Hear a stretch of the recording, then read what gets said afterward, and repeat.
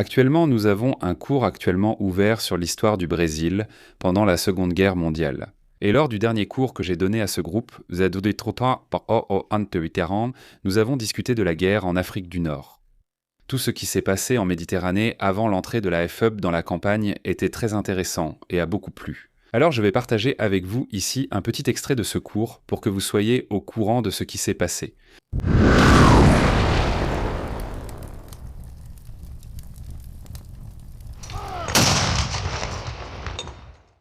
Très bien, donc comme je l'ai dit, on commence le 8 novembre 1942.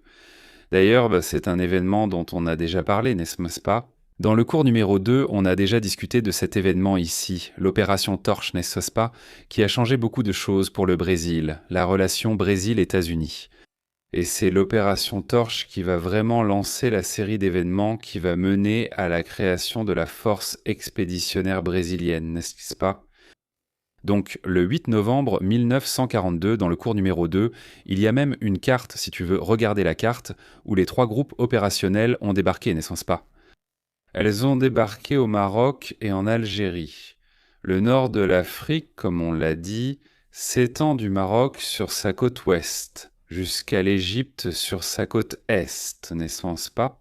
Toute l'étendue du nord de l'Afrique sera composée, d'ouest en est, du Maroc, de l'Algérie, de la Tunisie, 3 colonies françaises. Ensuite, vous avez la Libye, qui était une colonie italienne, et enfin l'Égypte, qui était une colonie britannique. Donc pendant que la majeure partie de la guerre se déroulait depuis juin 1940, là-bas dans la partie orientale, n'est-ce pas, dans ce qu'on appelle le désert oriental entre les Italiens et les Anglais, en Égypte. La guerre va prendre, dans sa dernière phase, en Afrique du Nord, un aspect plus occidental, c'est-à-dire qu'elle va passer au territoire des colonies françaises d'Afrique du Nord. Alors l'opération Torche va se dérouler en quelques jours, environ 4 jours, n'est-ce pas? 3 ou 4 jours après la défaite de l'Africa Corps lors de la bataille d'El Alamein en Égypte, qui représente l'avancée maximale de Rommel à l'intérieur de l'Égypte, n'est-ce pas? De cette façon, alors, les armées italo-germaniques sont repoussées, elles sont poussées cherchant vers l'ouest, n'est-ce pas? Elles sont repoussées vers l'ouest, de sorte qu'elles perdent non seulement la Cyrénaïque, mais aussi la Tripolitaine, et vont enfin s'installer là-bas, n'est-ce pas? Créer une forteresse en Tunisie. Mais allons-y, parlons de cette opération Torche. Ce sera un grand partenariat entre les États-Unis et le Royaume-Uni. Les États-Unis, même s'ils étaient entrés en guerre depuis moins de 11 mois, n'est-ce pas? Mais environ 11 mois auparavant, parce qu'ils sont entrés le 7 décembre 1941, ça a pris tout ce temps, n'est-ce pas? 11 mois pour pouvoir s'organiser. Il faut imaginer que tout le processus de mobilisation nationale s'est déroulé pendant ces 11 mois, ainsi que toute la phase d'organisation des convois. Dans l'Atlantique, n'est-ce pas? L'escorte des convois, qui est extrêmement nécessaire et fondamentale pour une opération transatlantique comme celle que nous voyons ici. Donc c'est l'objectif du département de la guerre, n'est-ce pas? Là-bas, aux États-Unis, de l'état-major de l'armée, du général Marshall, c'était d'y aller directement, n'est-ce pas? Le combat contre les Allemands, et tout comme la force expéditionnaire américaine a combattu pendant la Première Guerre mondiale, Marshall savait que la défaite des Allemands, elle ne se produira qu'avec une invasion à travers la Manche, n'est-ce pas? Une invasion par la partie la plus étroite reliant l'Angleterre et la France, n'est-ce pas? En envahissant la France, vous libérez Paris et la France, puis partez vers l'Allemagne. C'est le chemin le plus court vers la défaite allemande. Sauf que lorsque Marshall et son délégué, à cette époque déjà son protégé préféré, le général Dwight Eisenhower, n'est-ce pas? Ils arrivent à Londres et vont conférer avec les hauts commandants britanniques, n'est-ce pas? Ils vont être ainsi fortement déconseillés de poursuivre cette stratégie en 1942. Pourquoi cela? Parce qu'on va se rappeler que les Anglais, vous vous souvenez de notre premier cours? Les Anglais étaient encore sous le choc, même 2 ans après, mais ils étaient toujours sous le choc de la défaite subie à Dunkerque. c'est-à-dire le nombre de troupes britanniques. L'industrie de l'armement britannique essayait encore de rattraper le retard pour compenser le désastre qu'a été Dunkerque. Donc toute l'armée britannique. Maintenant, elle soutient des opérations dans le désert oriental, n'est-ce pas? Là-bas en Égypte contre Rommel, ils reçoivent même beaucoup de matériel américain pour pouvoir combler leurs propres lacunes, n'est-ce pas? De leur propre industrie. N'oublions jamais que le principal bénéficiaire du pré-bail a été le Royaume-Uni, d'accord? Avec environ 2 fois la quantité de matériel reçu par l'Union soviétique elle-même. Donc vous voyez que Dunkerque a vraiment été un coup de massue sur la nuque dont ils ne se sont jamais remis. Oui. Alors qu'est-ce qui va se passer? Les généraux britanniques vont conseiller aux Américains de lancer d'abord une offensive dans un endroit moins protégé, moins défendu que la Manche, n'est-ce pas? Rappelons-nous aussi qu'ici, environ 3 mois avant cela, en août 1942, il y avait eu la catastrophe, n'est-ce pas? Du débarquement britannique à Dieppe d'ailleurs, n'est-ce pas? Avec le soutien de chars et tout, et ça a été un grand désastre. C'est le deuxième désastre de 1942 avec des opérations amphibies britanniques, le premier étant Saint-Nazaire, n'est-ce pas? Dans le port de Saint-Nazaire qui est aussi un grand désastre. Donc les Britanniques sont vraiment échaudés par la défense côtière allemande. Ils refusent même d'envisager une troisième tentative par la Manche en 1942. Cela fait donc que les Américains, Eisenhower, écoutent les Britanniques et disent « Vous avez raison, n'est-ce pas ?» Alors vraiment, nous sommes pressés d'en finir avec ça, mais nous n'avons aucune expérience pour y mettre fin. Donc, essayons de faire une opération de rodage, n'est-ce pas? Faisons une opération dans une région moins évidente. Donc, cette opération a lieu en Afrique du Nord. Pourquoi? Parce que même avec la victoire à El Alamein, on sait que lorsque cette opération a été décidée ici, il n'y avait même pas encore eu la bataille d'El Alamein. Donc, et c'est curieux que cette opération ait été décidée au mois de juillet 1942 pour que vous ayez une idée de combien les choses ont traîné, n'est-ce pas? Les négociations pour arriver à ça, donc l'opération Torche, elle a été montée, mec, en à peine 90 jours, elle a été organisée, et ça c'est rapide.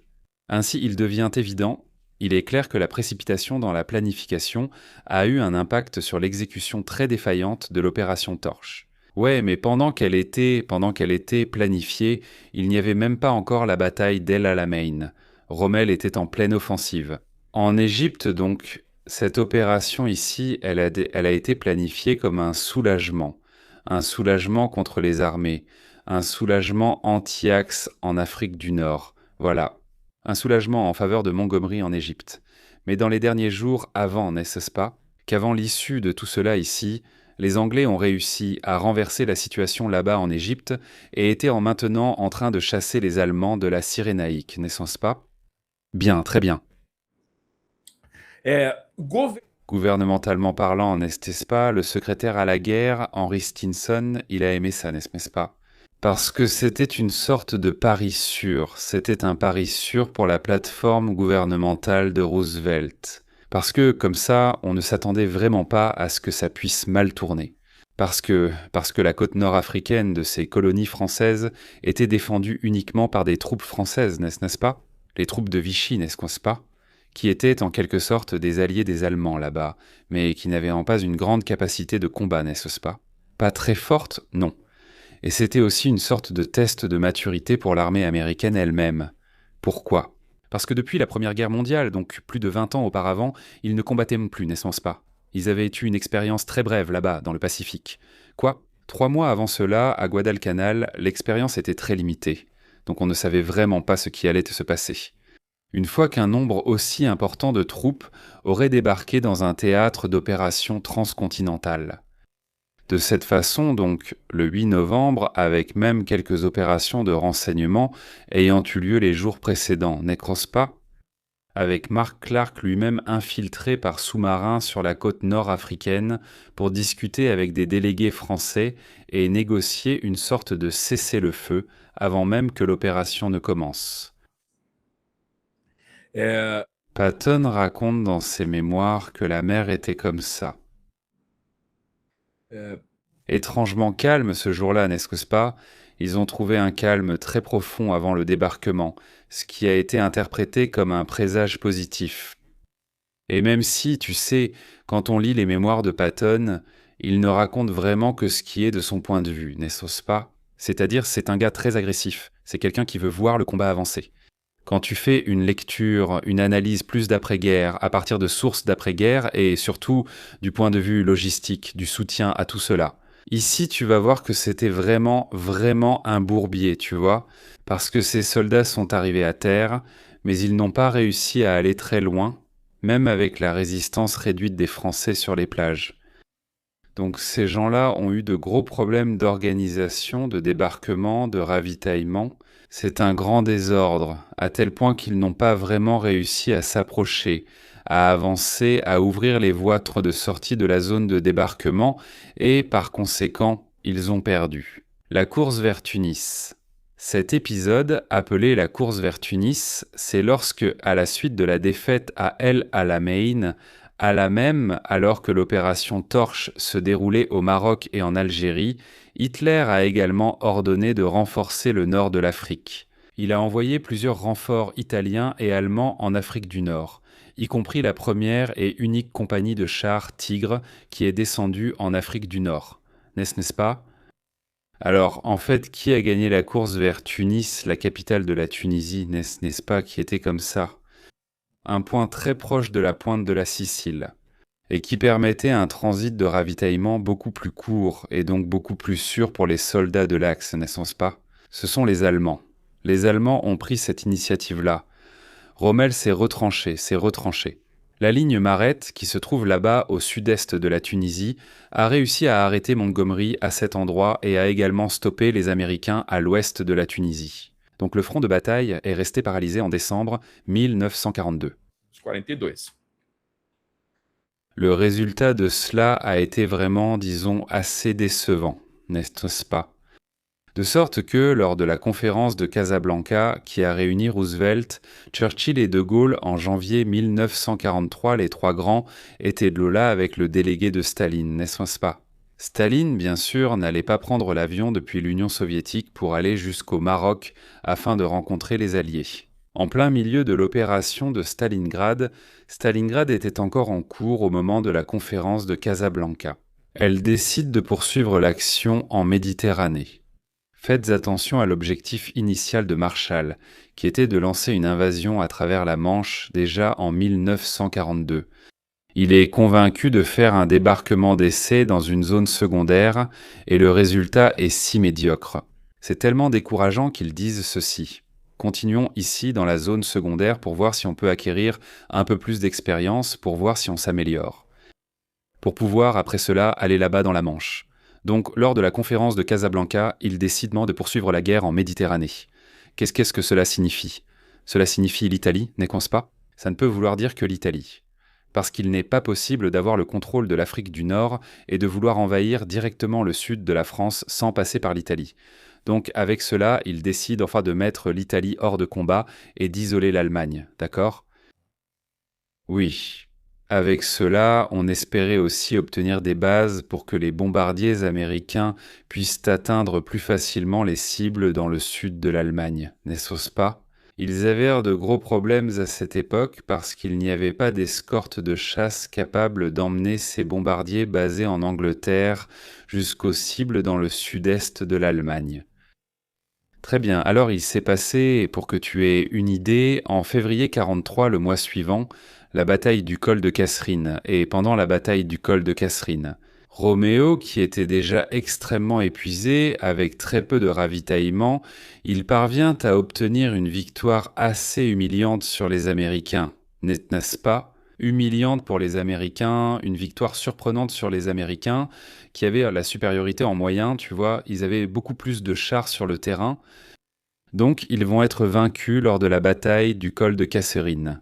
Et cela provoque un véritable bouleversement, n'est-ce pas?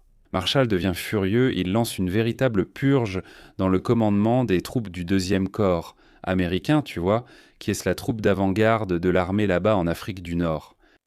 Et c'est lors de cet épisode que le commandant du deuxième corps, le général Lloyd Fredendall, va être remplacé par un homme que tout le monde connaît, le général George Smith, Patton Jr.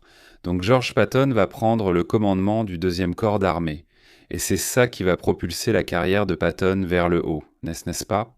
On va voir que pendant ce temps où le front de bataille est indécis, il est à l'arrêt, que ainsi, les Américains essuient des revers sur le terrain. Dans les herbes, c'est totalement différent, mec. La puissance aérienne alliée arrive vraiment en force. Et il y a beaucoup de groupes de bombardement, beaucoup de groupes d'attaque, beaucoup de groupes de chasse qui arrivent là-bas et commencent à opérer. Et ces gars-là balayent tout. Ils parviennent vraiment à éliminer complètement la présence de la Luftwaffe et du dispositif aérien ici en Afrique du Nord, n'est-ce pas? Et cela va soutenir la thèse de Marshall selon laquelle il doit vraiment mettre l'accent sur la puissance aérienne. Il ne faut pas oublier que l'armée de l'air des États-Unis, alors dépendante de l'armée de terre, relevait directement de Marshall, donc d'un seul général. Il devait choisir entre les troupes terrestres et les troupes aériennes. Et Marshall a progressivement favorisé de plus en plus les troupes aériennes, d'accord ? Donc c'est l'une des choses qui va favoriser la création de la FEB, comme nous l'avons déjà vu lors du cours précédent. N'est-ce pas, lors du cours numéro 2, donc.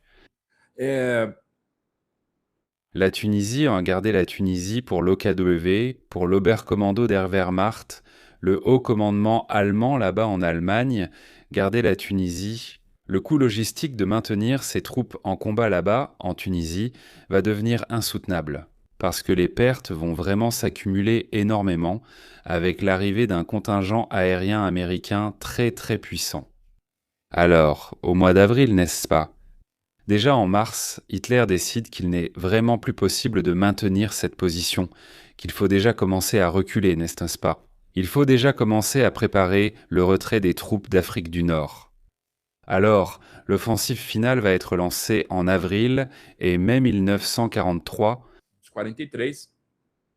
Patton commence par commander cette offensive, mais il va être rappelé à l'arrière, parce qu'il va recevoir le commandement d'une armée, n'est-ce pas? N'est-ce pas son? Il est commandant de corps, il va recevoir le commandement d'une armée, la 7e armée, et celui qui va prendre le commandement du 2e corps sera le général Omar Bradley.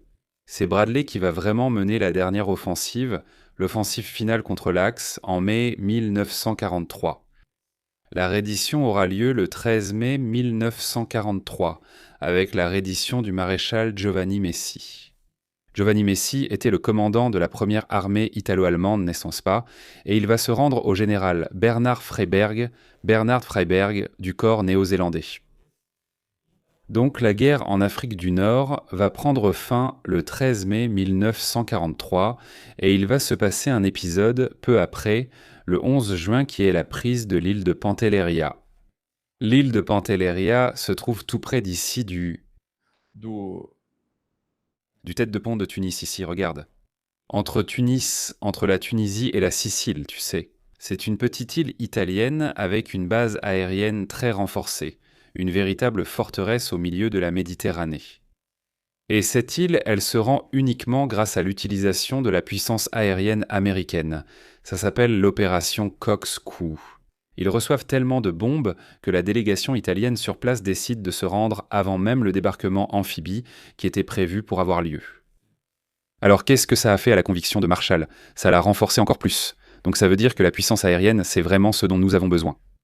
Donc Marshall croit de plus en plus et donne de plus en plus la priorité à la puissance aérienne, n'est-ce pas?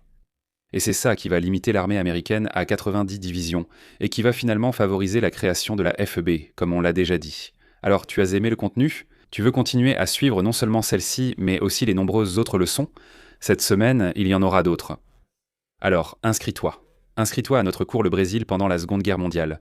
Tu peux payer par Pix ou tu peux payer en jusqu'à 12 fois par carte pour que la mensualité soit toute petite. Comme ça, regarde. Et tu trouveras le lien dans la description ou alors en scannant le QR code qui est à l'écran. Alors, ne perds pas de temps. Viens étudier avec nous. Je t'attends là-bas.